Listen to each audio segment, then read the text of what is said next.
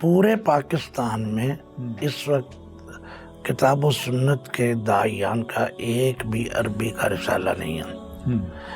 اب اس سے آپ اندازہ کر سکتے ہیں کہ مجھے عربی میں لکھنے میں کتنی دقت آ رہی ہوگی۔ شیخ صاحب یہ بتائیے گا کہ ماشاءاللہ اب آپ نے دوسرے مسالک کے علماء کے ساتھ مل کے بھی کام کیا، اپنے طور پہ بھی مختلف آپ کے پروجیکٹس ہیں، تو دوسرے مسالک کے حوالے سے، خاص طور تعامل بین المسالک کے حوالے سے آپ کا کیا نقطہ نظر ہے؟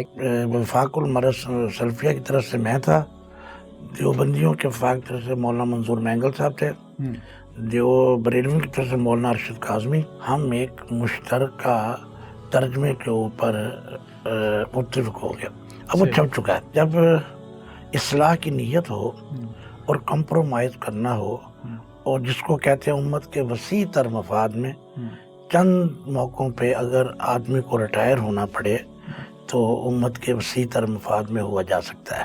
تو آپ کیا یہ سمجھتے ہیں، جیسے میں پچھلے دنوں جو ہے وہ مولانا حنیف ندوی علیہ الرحمہ کی کتاب کا بھی مطالعہ کر رہا تھا، اہل حدیث کا دینی تصور، تو اس میں انہوں نے بھی لکھا ہے کہ ہمیں دوسرے مسالک کے ساتھ جو ہے وہ ملی، معاشرتی اور جو ہمارے قومی ایشوز ہیں ان میں تعاون کرنا چاہیے۔ پھر اس کے بعد یہ ہوا، جب میں وہاں دبئی سے واپس آیا تو جماعت ڈاکٹر اسرار صاحب کی جماعت کے، ہمارے فیصل آباد کے ہیں ڈاکٹر سمیع صاحب، جی ڈاکٹر صاحب، وہ ہماری مسجد میں جمعہ پڑھاتے ہیں کہ میں نہ ہوں تو وہ جمعہ پڑھا دیتے ہیں، تو وہ حنفی المسلک ہیں۔